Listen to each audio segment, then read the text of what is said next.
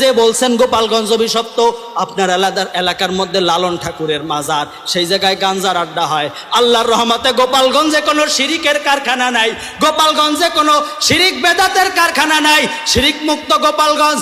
আলেম ওলামার এলাকা গোপালগঞ্জ। গোপালগঞ্জ একটা ইসলামের ঘাঁটি। গোপালগঞ্জ শামসুল হক ফরিদপুরীর এলাকা।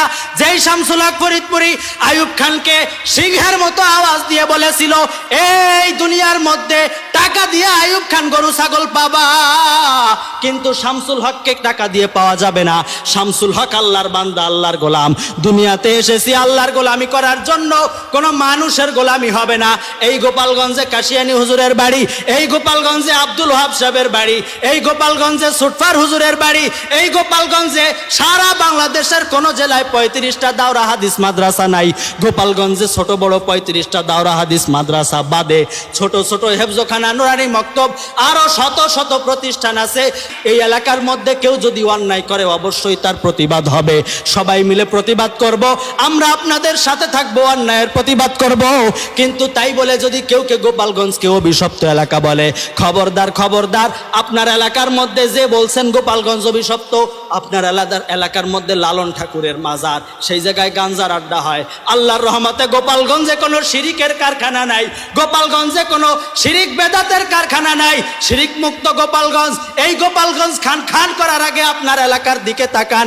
এই গোপালগঞ্জ একটা পুণ্যভূমি, পবিত্র ভূমি। গোপালগঞ্জ যেমন আলেম ওলামার এলাকা, ইসলামের ঘাঁটি।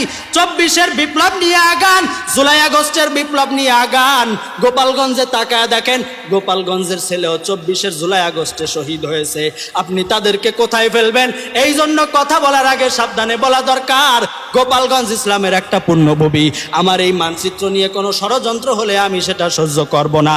আরে বন্ধু, আল্লাহর এই জমিনে আল্লাহর বিধান কায়েম করা আমার মূল উদ্দেশ্য থাকবে। আল্লাহর জমিনে আমি কেমনে আল্লাহর বিধান কায়েম করব? সুযোগ এসেছে, সময় এসেছে, সতর্ক সাবধান সবাই হয়ে যাও। প্রত্যেকটা মানুষ তার নিজের স্থান থেকে প্রস্তুতি নাও। আমার এলাকার মধ্যে আমি ইসলাম কায়েম করব।